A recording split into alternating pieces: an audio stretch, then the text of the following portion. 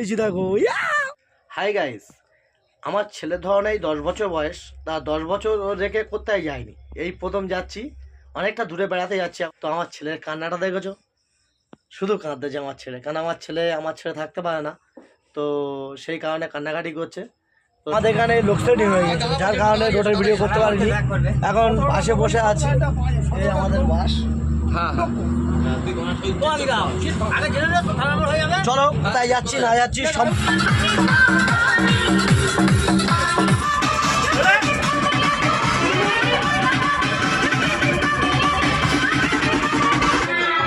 বন্ধুরা। এখন আমাদের টিফিন কোটা দিয়েছে পকোড়া, মুরগির মাংসের পকোড়া, সেই সব সত্যি হ্যাপি হয়েছে পকোড়াটা যে রান্না। তো এখন মজার সাথে পকোড়া খাওয়ার পরে চলে এসছে চা, চলে এসছে চা। চায়ের মুখ দিলে চান শান্তি, বিশ্বাস করো চাটা হলো আমার সবচেয়ে ফেভারিট জিনিস। তো এখন চা খেয়ে আবার মজা করা শুরু করবো, ইনটার সাথে থাক না। ও মা, এখন চলে এসেছি মন্দারমণির যে সাগর, ওই সাগরে চলে এসেছি। দেখো ভাটা পড়েছে, আর তা গেল অতিরিক্ত কুয়াশার কারণে যা সব কিছু দেখাতে পারছি না, অতিরিক্ত কুয়াশা পড়েছে, সে কুয়াশার কোনো এ নেই। আমরা সাগরের বীজখানে এসে কি পেয়েছি, এইটা হলো মজা। এই দেখো নদীর সৌকাতে এসে এই সেই পটলা, যে ফুটবলের মতো গোল হয়ে যায়, পটলা মাছ পাওয়া গেছে এখানে। এখানে একটা বড় হরিঙের চিংড়ি পাওয়া গেছে, আর আরো অনেক মাছ দাও। মাছগুলো কই, কোথায় জড়ো করলো মাছগুলো? দেখো দেখো দেখো দেখো দেখো, এরা আরো কত মাছ, দেখো দেখো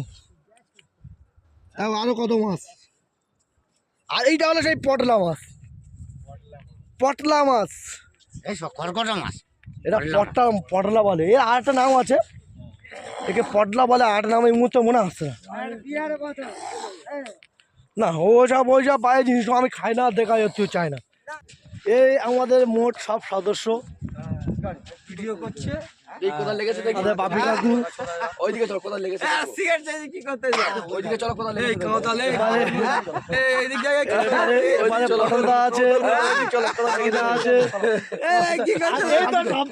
সবচেয়ে অমরের মাল হলো এইটা।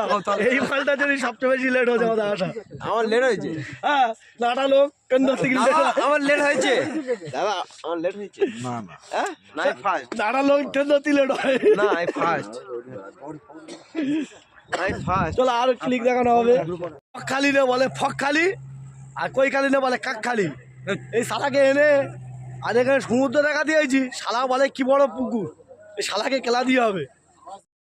মন্দারমণি এসে দেখলাম এটা খুব সুন্দর মাজার, আর এই মাজারের নাম হচ্ছে কে মাজারে পাক। তো মাজারটার চারদিক থেকে ঘুরে দেখলাম, সত্যি আর খুব সুন্দর মাজার। যদি আসো অবশ্যই মাজার থেকে ঘুরে যাবে, বা মাজারের আশপাশে গেলে আরও খুবই ভালো লাগবে। আর ওই সাইডে আসে মাজারের একটা ছোট্ট নকশা, তো নকশাটা ভিডিও।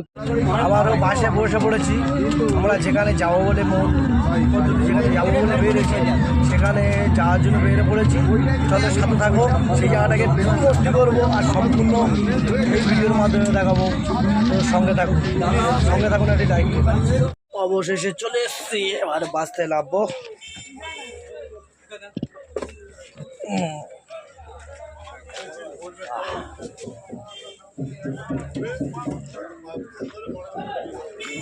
চলে এসেছি,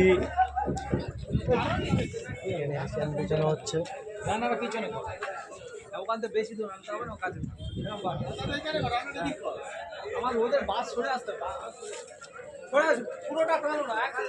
আর জায়গাটা কোথায় বুঝতে পারলে অবশ্যই কমেন্ট করো। চলো এখন নাস্তা করে তারপরে যাব সমুদ্রের দিকে। তো নাস্তা করার জন্য তোড়জোড় চলছে, চলো সমুদ্রের সাথে দেখা হবে।